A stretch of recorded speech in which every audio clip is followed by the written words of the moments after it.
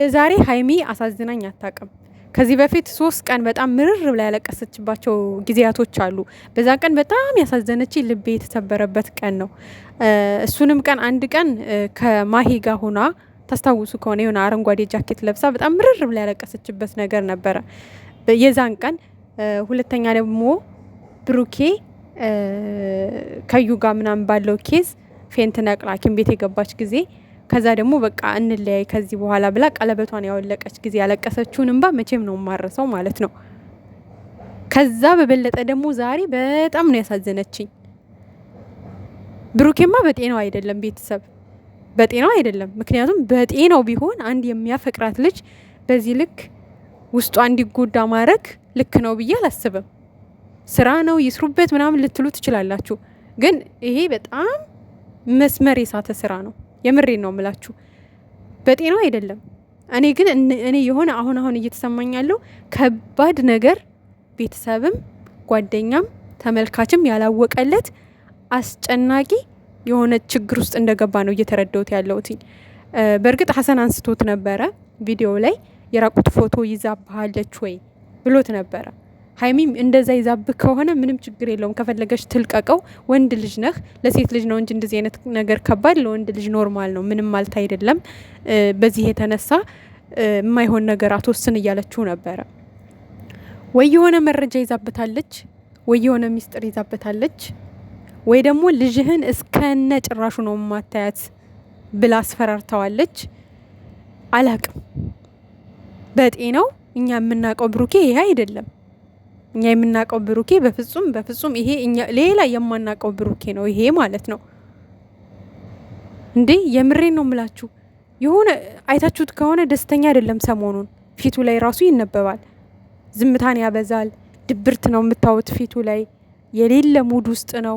በሀሳብ ጭልጥ ነው የሚለው። ትካዜ ውስጥ ነው ያለው እና የሆነ አንዳንዴ ምን አለ መሰላችሁ ቤተሰብ፣ የሆነ ከባድ ሚስጥር ከባድ ችግር ሲገጥመን በወዳችን በውስጣችን ይዘን ያን ችግር የምናልፈው ይመስለናል በራሳችን መንገድ። አንዳንዴ በራሳችን መንገድ የማንወጣቸው ወይ ደግሞ በራሳችን መንገድ ልናልፋቸው የማንችለው ችግር በህይወታችን ሊገጥመን ይችላል።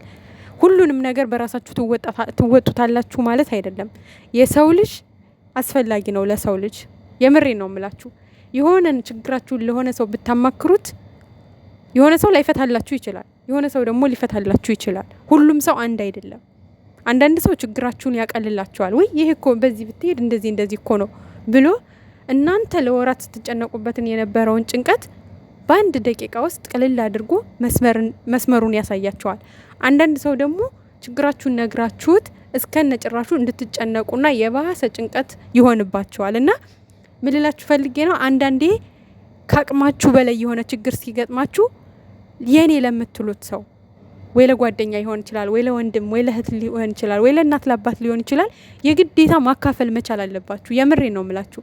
አንዳንዴ ከባድ ሚስጥር በውስጣችሁ ይዛችሁ በተጓዛችሁ ቁጥር ህመም ነው እያተረፋችሁት የምትሄዱት። ምክንያቱም አንድ ሰው በጣም ከአቅሙ በላይ ችግር ገጥሞት ያን ችግር በውስጡ ሲያብሰለስል ሲጨነቅ በቃ ብዙ ነገር ትረስት ይመጣል። ከዛ ደግሞ ከባድ ጭንቀት ውስጥ ከገባ ያ ሰው ወደ በሽታ ይቀየርበታል ማለት ነው።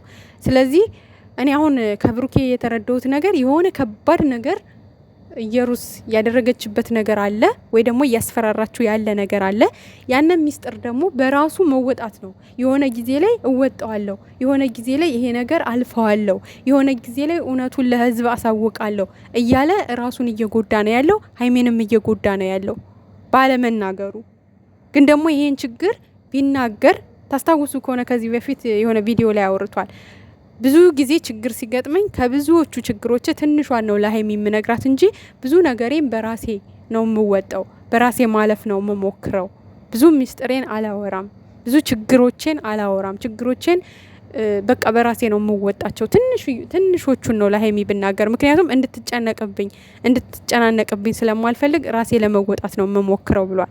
ግን አንዳንዴ ሌሎቹ ሰዎች እናስጨንቃለን ያልናቸው ሰዎች፣ ይጨነቁብናል ያልናቸው ሰዎች መፍትሄ ሊሆኑን ይችላሉ። ገብቷቸዋል። ችግራችን ሊያቀልሉን ይችላሉ። የኛንም እነሱ ሳይጨነቁ የኛንም ጭንቀት ሊያቀልሉን ስለሚችሉ ብሩኬ አሁንም ሳይረፍድብህ የገጠመህን ችግር ቁጭ አድርገ በግልጽ ለሀይሚ ብትነግራት ወይ ደግሞ ለወንድምህ ወይ ደግሞ የኔ ለምትለው የቅርብ ጓደኛህ ብትነግረውና ችግር ቢፈታል ጥሩ ነው ብዬ ነው ማስበው። ምክንያቱም በዚህ አካሄድህ ነገ ሀይሜንም ማተህ የባሰ ታብዳለህ ማለት ነው። ምክንያቱም የማይሆን ነገር ነው። በቃ አሁን ዛሬ የሄድክበት መንገድ ሀይሜን የሚያሳጣህ ነው። በጭራሽ በዚህ መንገድ የድሮ ኤክስህ መታ ልጅ አለኝ ስላለች ገና ያንተ ልጅ አልሆነ ልጅ ለዛውም ከሌላ ወልዳ መታ በልጅ አሳባ አንተ ማግኘት ነው የሷ ፍላጎት። ማንም ዓለም ያወቀው የሞቀው ነው። ገብቷል። ስለዚህ የድሮ ኤክስህ ልጅ አለኝ ስላለች ብቻ ይዛሃት የአሁኗ ሚስት ቤት መግባት ይሄ በየትኛውም በህግ ራሱ ብትሄድ አይፈቅድም ህግ ራሱ። ምክንያቱም ልጅህን እርዳ የትም ትኑር ኤክስህ ልጅህን ማገዝ ባለበት መንገድ አግዝ ነው እንጂ የሚልህ ኤክስህን አምጥተህ ካሁን ትዳርህ ጋር አብረህ ኑር አብረህ ልጅህን አሳድግ የሚልም ህግ የለም። በእንደዚህ አይነት የፈለገ አንድ ሰው ጥሩ ሊሆን ይችላል፣ ይሉንታ ሊያጠቃው ይችላል። ግን በእንደዚህ አይነት ነገር ደግሞ ይሄ ሞኝነት እንጂ ይሉንታ ወይ ደግሞ የዋህነት ወይ ደግሞ ደግነት አይደለም። ይሄ የሆነ ጅልነትም ማለት ይቻላል። የምሬን ነው እንዴ!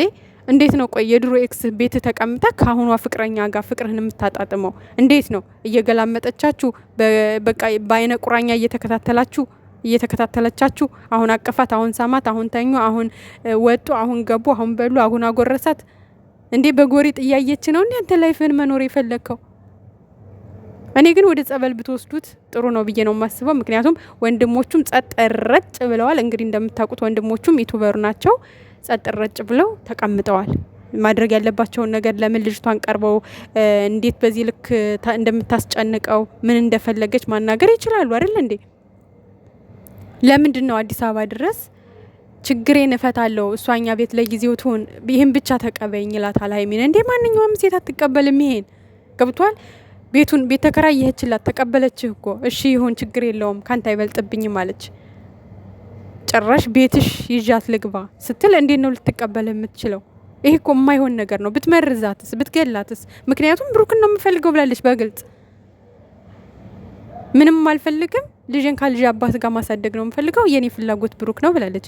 ስለዚህ አንድ የድሮ ኤክስህ ድጋሚ እፈልግሃለሁ እያለች ቤት ገብታ እንዴት ነው ሌላ ፍቅረኛህን በሰላም ታኖረታለች ብሎ ሰው የሚገምተው እንዴ? ይሄ እኮ በጣም የተመታ በጣም የወረደ ሀሳብ ነው። የምሬን ነው እንዴ! እኔ እንጃ እኔ አላቅም። በዚህ ልክ ደግሞ ከሀይሚ አትጠብቅ። በጣም ብዙ ነገር እኮ ተቀብላለች። ይሁን ብላ ልጅንም ተቀብላለች። ልጅ እንዳለህም ለልጅ የሚሆን ነገር ስታረግ ይሁን ብላ ተቀብላለች። ይሄን ግን አትጠብቅ። መጠየቅህ ራሱ ማለትህ ራሱ በጣም ሼም ነው። ምክንያቱም ይሄንን ብቻ ተቀበይኝ፣ ከዛ በኋላ የሆነ ጊዜ ችግር ይፈታል፣ ይሄን ብቻ አድርጊልኝ እሺ ብላክ አዲስ አበባ በቃ ከኛ ጋር ትኑር እዩ እንዳጠብቅ ብሩኬ። ፈተናም ከሆነ ይሄ ፈተና ነው ብለህ አዘጋጅተው ከሆነ በጣም ተሳስተሃል። ብዙ ፈተናዎችን አልፋለች እቺ ልጅ። ይሄን ግን በጭራሽ ለፈተናም ማቅረብም ማዘጋጀትም አልነበረብም። ምክንያቱም ሀይሚ እሺ ብላ ላንተ ብላ ይሄን ነገር እንኳን ብትፈቅድ ነገ ምን አንደኛ ምን እንጃ ነው ያላቅም። የምር እዚህ ጋር ራሱ አላስፈላጊ ቃል መነጋገር ጥሩ አይደለም። የምንወዳችሁን ያክል በዚህ ልክ ወርዳችሁ ባናገኛችሁ ጥሩ ነው ብዬ ነው የማስበውና ከዚህ በላይ ሀይሚ አትጉዳት። ምክንያቱም ሴት ልጅ ናት።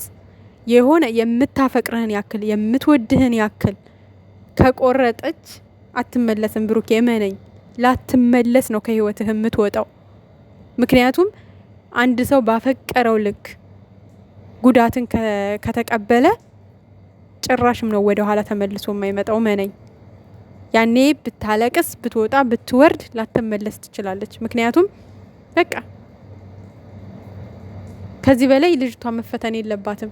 በቃ ስራም ከሆነ ጥንቅር ብሎ ይቅር ተብላችኋል። እግዚአብሔርን በዚህ ልክ እሷንም አትጉዳት፣ ራስህንም አትጉዳ፣ ተመልካችንም አትጉዳ። ብዙ ተመልካች እያዘነ እያለቀሰ ነው ያለው። በእያንዳንዱ ቪዲዮ ልቡ እየተሰበረ ነው ያለው። አሁን የዛሬው ቪዲዮ ገና ታምሌሉ ሲወርድ ልባችን የተሰበረው እዩ አቅፋክ ምናምን ነገር ስናይ በጣም ሼም ነው የምር እንዴ! ይሄ በጣም መስመር የሳተ ነገር ነው። ይሄ ስራ ነው ምናምን ብትሉ ምንም እንደዚህ አይነት የተጨመላለቀ ስራ ሊገባን አይችልም፣ ሊያስተምረንም አይችልም። ይሄ ሼም ምናምን የሚባል ነገር የለም። ሀይሚ ራስሽን ጠንቀን ነገ ልታፈቅሪው ትችያለሽ። እዚህ ጋር ግን ጠንካራ ውሳኔ መወሰን